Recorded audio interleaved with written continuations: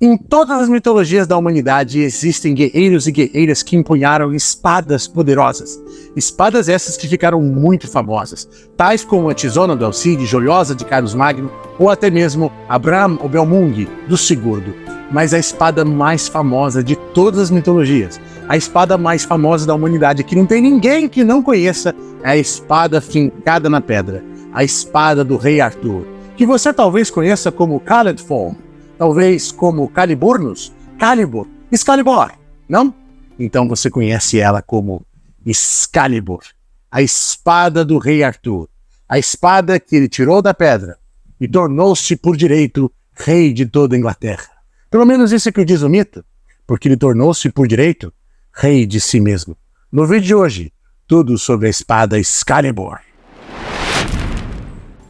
Le chevalier sans nul arrêt va chevauchant par la forêt.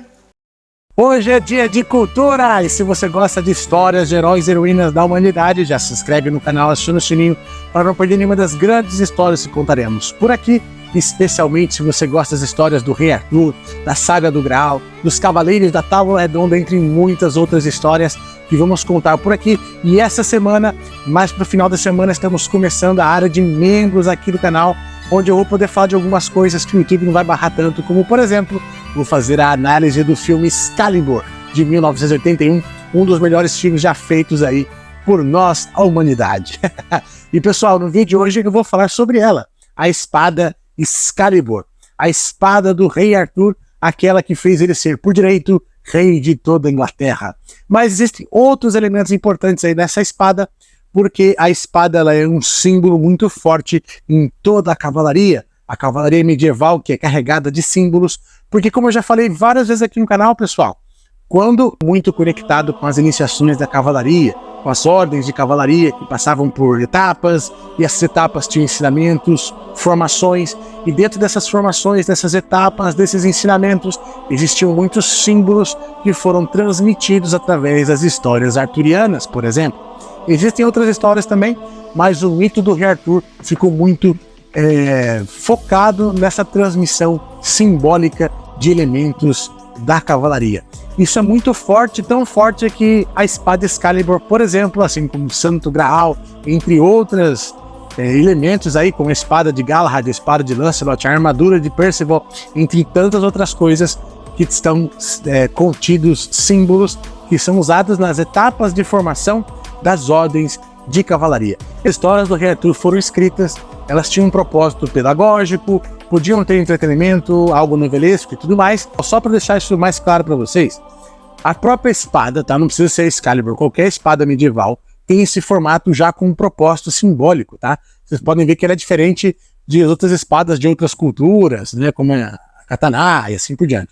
Mas olha só, ela tem esse formato, um formato de cruz, já com um símbolo cristão, né, porque essa espada é da cavalaria cristã, e ela é um símbolo cristão porque representa o que a cruz representa, e a cruz representa o vertical, o espiritual, entrando em contato com o material, o horizontal. Então, o vertical entrando em contato com o horizontal é o espírito entrando em contato com a matéria, e o cavaleiro, aquele que impõe a espada, é aquele que é capaz, então, de conduzir esse poder espiritual dentro da matéria.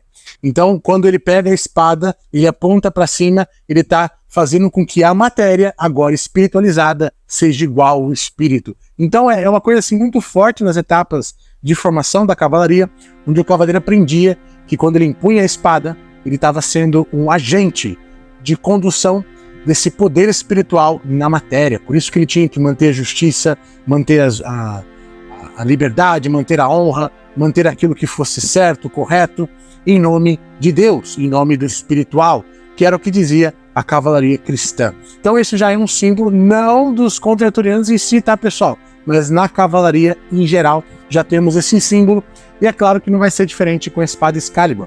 Mas a mais antiga que nós temos é do Mabinogion, que a espada se chama Caledford. Caledford, tá?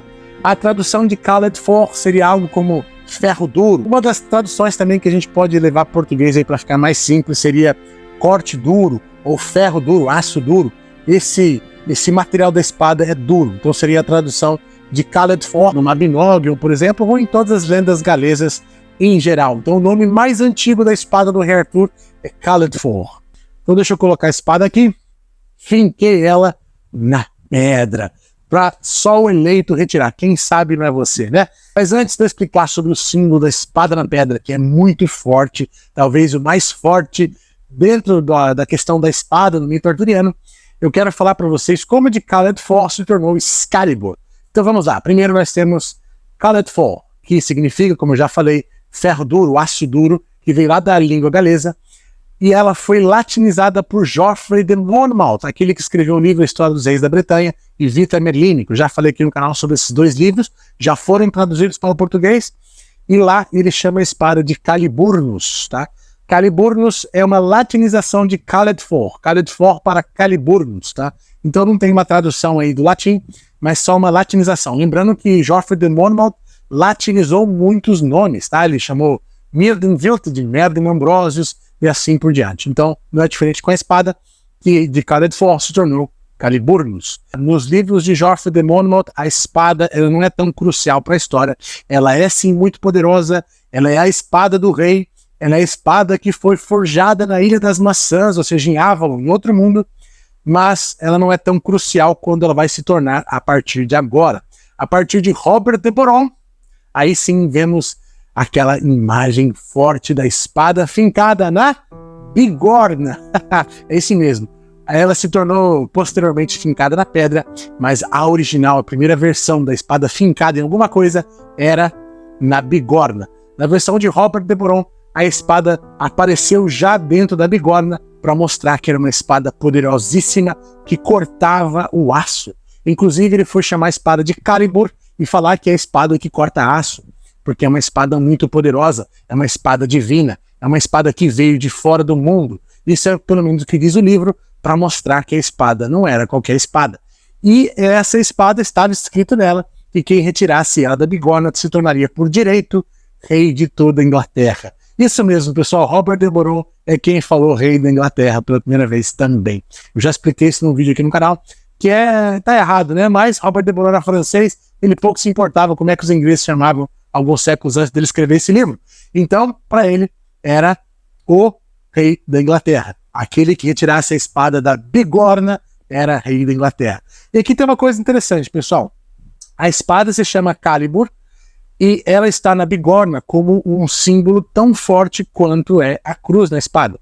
Tá? Que é o seguinte, nos contos arturianos se fala que a pedra ou a bigorna é a matéria densa, pesada, e ela é infincada, ela tem a presença de uma forma forte e vertical do espírito, da mesma forma que tem essa espada decadente. O espírito se faz presente na matéria de forma potencial, porque a espada, quando está fincada na bigorna ou fincada na pedra, ela não pode ser usada.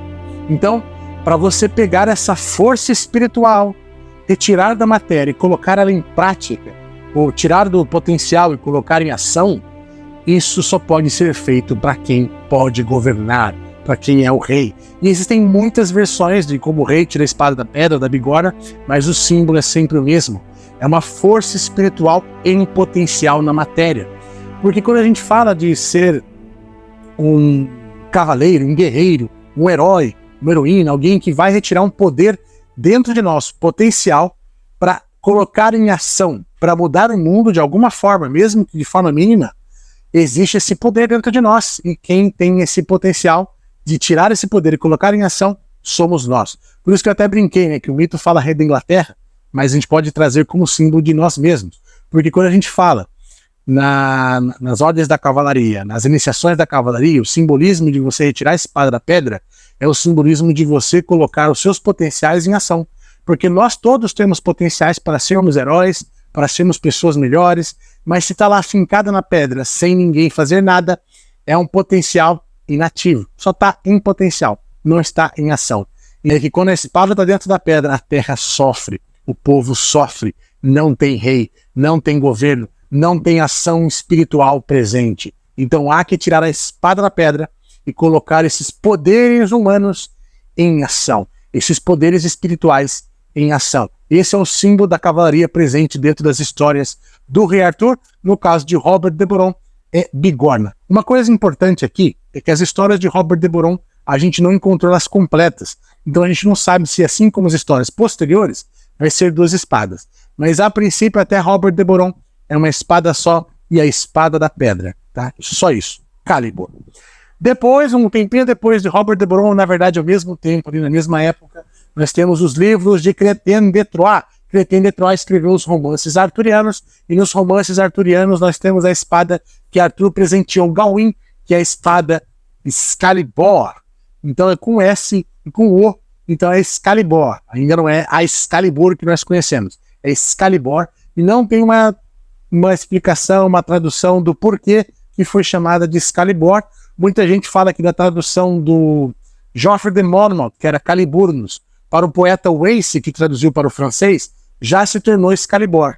De qualquer forma, nós temos aí Excalibur, do francês, e Calibur, do Robert de Boron, até que nós chegamos, então, naquelas 2 obras que eu sempre menciono aqui no canal, que são as obras que todo mundo tem como referência, que é a Vulgata francesa, o ciclo da Vulgata, né, que ainda é inédito em português, aqui Lanzarote do Lago, em espanhol.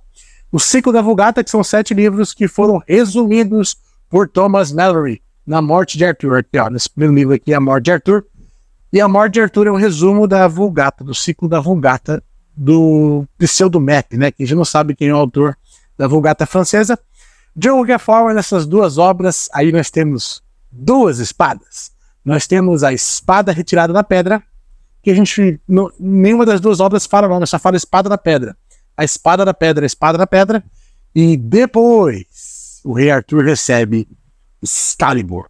Vamos contar o que acontece com a espada da pedra nessa história. A gente pode chamar ela de Calibur, porque até então era Calibur também, mas não é nomeado na obra, só fala espada da pedra. A espada da pedra na Vulgata francesa e também na Morte de Arthur, ela é a espada feita para reinar, a espada feita para governar, e Merlin ensina isso para Arthur, inclusive quando ele fala da bainha, que a bainha é a proteção não só da espada, mas também de Arthur. Enquanto Arthur tivesse a bainha, Arthur estaria protegido. Inclusive a queda da Távola Redonda começa quando a bainha é levada embora pela sua irmã Morgana. Morgana leva a bainha embora e Arthur fica então vulnerável, e é o início do fim da Távola Redonda. E Merlin ensina também que a espada é feita para reinar, para governar. Se Arthur tivesse qualquer outra motivação utilizando a espada, se fosse uma motivação egoísta, não justa, a espada se quebraria. E é o que acontece quando o rei Arthur desafia Pellinore, Sir Pellinore, para um duelo. E é um duelo mesquinho, tá? Arthur queria só impor a sua autoridade, que ele ainda não tinha, porque ele era muito jovem, ninguém ainda acreditava tanto em Arthur como rei, e para impor a sua autoridade, ele desafiou Sir Pellinore para um duelo, e é claro que a espada se quebrou no primeiro contato, porque era uma motivação injusta. Ele pegou um poder espiritual e utilizou de forma egoísta. Isso já está dentro das ordens da cavalaria, dos ensinamentos da formação da cavalaria. Você, sendo um agente da justiça, dos valores, você não pode usar esse poder que é dado a você para o mal. Você deve usar não para o egoísmo, mas sim em nome do que as ordens da cavalaria nos ensinam, do que os códigos de honra nos ensinam, em nome do espiritual, em nome do divino, em nome de Deus, no caso da cavalaria cristã. Então, a espada Calibur, a espada da pedra, ela se quebra e o rei Arthur fica desolado. Inclusive, ele tem que ser salvo por Merlin, porque o Pellinore ainda estava de pé, e Arthur com a espada quebrada, Merlin então faz Pellinore dormir e salva Arthur. E aí, claro, os dois lamentam muito pela espada ter sido quebrada. Merlin pega Arthur e leva ele até o lago, porque ele iria cobrar um favor da Dama do Lago, de Nimo, para ele. E aí, pessoal, é que tem uma das cenas mais misteriosas, mais fantásticas, mais impressionantes do mito arturiano, que é quando Merlin e Arthur vão no bote, no Lago Mágico, dentro do bosque, e lá no lago, quando Arthur está olhando para o lago, levanta uma mão segurando aquela que seria chamada a partir daí de Excalibur. Muitas pessoas tentam traduzir por que se chama Excalibur. Algumas pessoas falam até que significa feita de aço, aquela que corta o aço, como já tinha antes no livro de Robert de Boron. E tem até uma confabulação aí de muitas pessoas que é discordado pelos acadêmicos, pelo motivo que eu vou explicar, mas que seria Excalci Liberatus, e do latim seria aquela que foi libertada da pedra.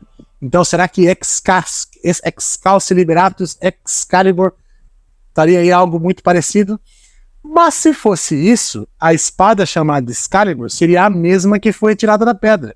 E o que a história nos conta é que não é a mesma espada, são espadas diferentes.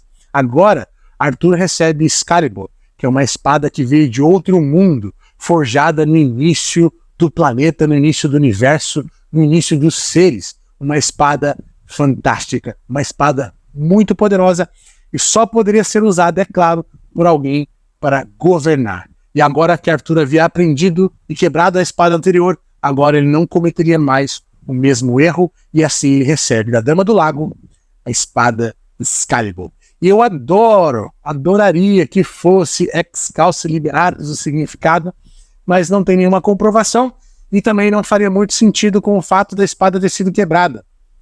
Porém, no filme Excalibur, de 1981, eles mostram que é a mesma espada, né? A espada que é retirada da pedra, ela quebra, o rei Arthur joga no lago, e é como se a Dama do Lago consertasse a espada com o seu poder e devolvesse para Arthur a espada agora reforjada, refeita, para Arthur não cometer o mesmo erro novamente. Então, se fosse a mesma espada também nos mitos antigos, nesses que chamaram ela de Excalibur, a gente poderia falar sim que é do latim Excalce Liberatus, que é aquela que foi retirada da pedra. Mas, como eu falei, já que são duas espadas diferentes, não dá para ser normalmente assim. De qualquer forma, então, essa espada ela é uma espada muito especial e como já estava desde a história de Joffrey de Monmouth, lá antigamente na Caliburnus, tem Caradfor do Mabinogion, nós temos aí uma espada super poderosa que ele matava homens com um golpe só. Se ele estivesse usando de forma justa para governar, para reinar em nome da justiça, em nome do espiritual, ele era invencível. E assim foi durante a sua história. Ele era invencível porque a espada era muito poderosa e a bainha transformava ele em uma pessoa invencível. Então por isso que era importante a bainha e a espada. Como eu falei, é uma espada super poderosa, o rei Arthur sabia disso, então nós chegamos no final do ciclo arturiano. Primeiro nós temos a saga do Graal, que é o momento onde a Távola Redonda está no ápice e parte em busca do Graal, até o momento onde começa a queda da Távola Redonda, que se inicia com o momento em que a Morgana, Fada Morgana, retira a bainha de Arthur e deixa Arthur só com a espada, sem a bainha. Ou seja, Arthur ainda governava com justiça e com poder, mas agora ele estava vulnerável. E é nesse momento de vulnerabilidade que se inicia a queda da Távola Redonda, e aí chegamos na culminação final na Guerra de Camlan, na batalha de Arthur contra Mordred. Tá? E aí Arthur está sem a bainha, mas ele ainda está com o poder, e ele ainda está lutando em nome da honra, em nome da justiça.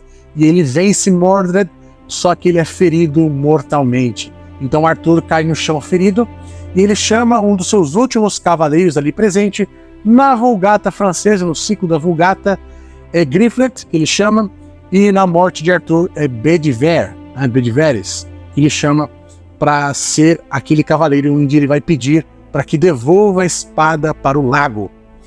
E esse momento é um momento muito forte da Távola Redonda, que eu vou chegar nessa etapa final e vou contar com mais detalhes. Mas agora eu posso contar o seguinte: tanto Griflet quanto Bedivere, nas duas versões da história, eles não querem jogar a espada fora.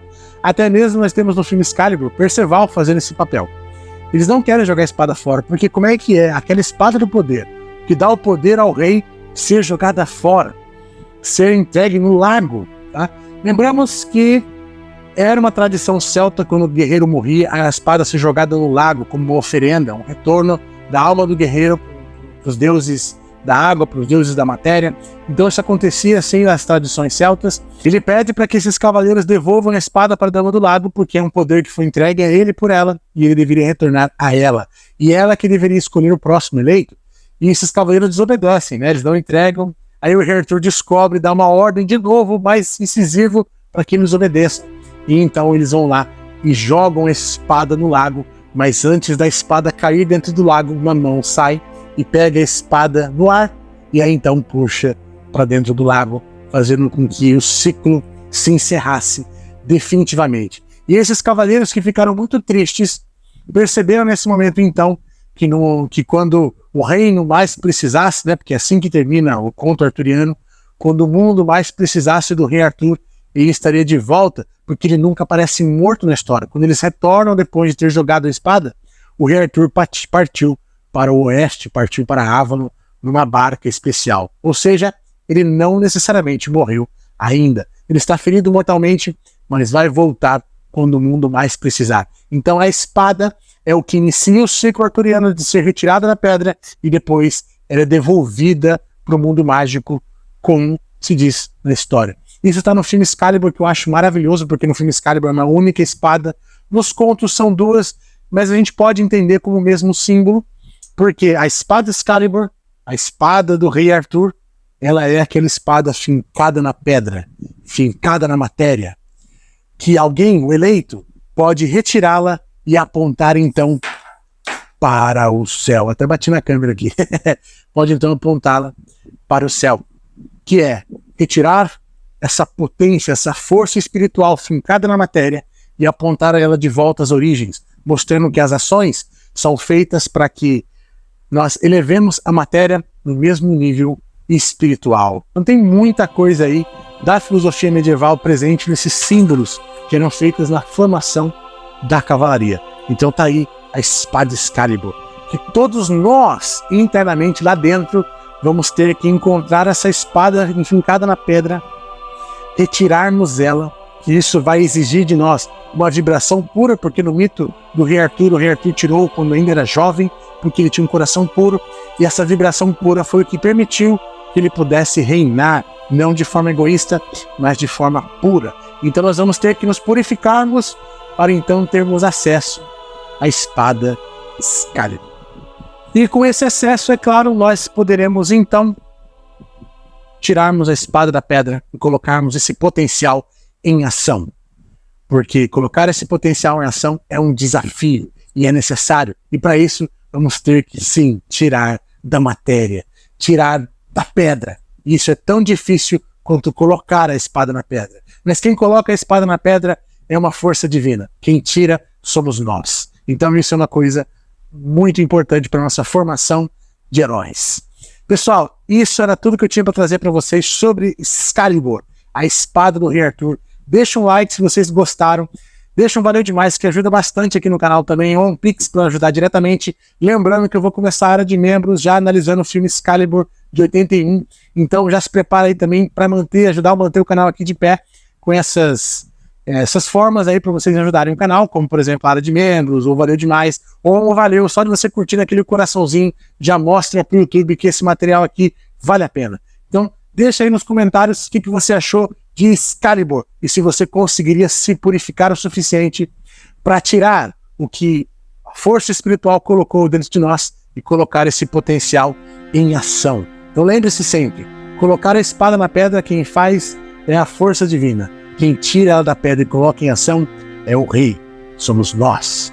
E colocar em ação é necessário uma purificação para que nós possamos, de uma forma inteligente, escolhermos.